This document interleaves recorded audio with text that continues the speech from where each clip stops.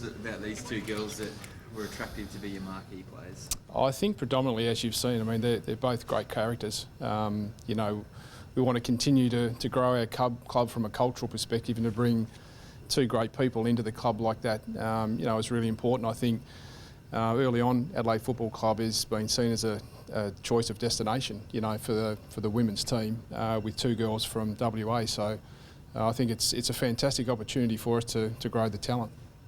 As far as the coach goes, when will the coach be named formally? Yeah, we're in the process at the moment, so soon, I guess within, you know, a few weeks, I think we'd be through that process at the moment. So pretty important role, you know, to make sure we get that right. So we'll go through a pretty detailed process with that, and then start to work out where the rest of the sport structure starts to put in place. Is there some argument the coach maybe would want some input on what players are selected, or is that just kind of something that you have to roll with at the moment based on timing of signings and whatnot? No, I think there's enough time that, you know, once the coach is announced and involved, certainly you want to have them as part of your list management process. We've had a couple of list management meetings already, so you know, the detail around the draft, we're getting some more information from the AFL as to what that looks like going forward. So the coach certainly needs to have some involvement in that, absolutely.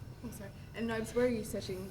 Behind far or right here in the backyard? Oh no, right here in the backyard is really important. No doubt about that. The venture with AFL NT has been great. You know, Wally's down here today, who's done a power of work with women's football up there. So that joint venture is really important to us to make sure that connection point's there. But there'll be, probably looks like there'll be category Bs. You know, we've investigated, you know, Hugh Greenwood, Alex Keefe. So that sort of is music to our ears to investigate other sports. We now become an elite sport that we can attract girls to our game as well as all the other sports that are available. So we'll certainly be on the search for other talent. Have you had anyone reach out and from other codes or anything like that? Yep, we certainly have. Not going to tell you who, but it's been really interesting. It has been.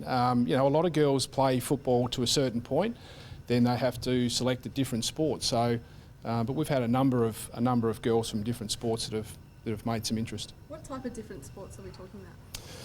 It's varied, from hockey to netball to basketball to soccer. Some girls that are overseas, some girls that are local.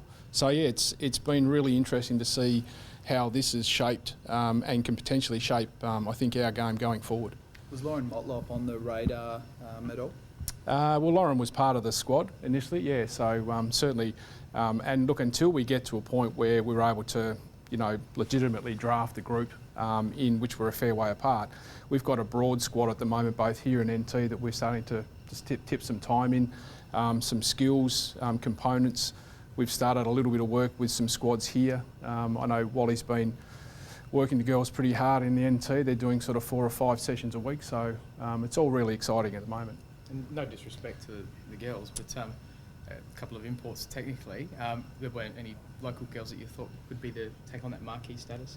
Probably not at this stage, yeah. I think that was really important for us to put a really good competitive team in. We had to have a real honest look at where the talent lied across the board. A little bit of a new space for us. You know, we deal in the guys predominantly, so we had to take some good advice from the AFL. We work close with Josh Vanderloo, who's been terrific, and we've been able to secure what we believe are 2 top-line marquee players. Matt, say a bit about how seriously you're taking it, Nobes. I mean, there's only one inaugural season for the women's comp. So. Absolutely, yeah. Look, and as we said to the girls, particularly here, you know, we've briefed the state open girls and the state 18s here that we want to put together an elite program. You know, we've got to shift the thinking from where it is now to the requirements and expectations right across the board, from training to off-field. To nutrition, to S&C, it's a whole plethora of information that we now have got to fast track some athletes and get them up to that level that we want to be competitive and win some games.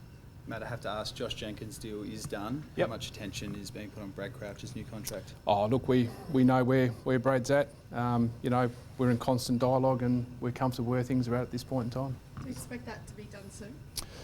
Look, it's really difficult to put a time frame on it, and you know, we just don't comment publicly on putting time frames on those things. As I said, we're comfortable and we believe he's here to stay.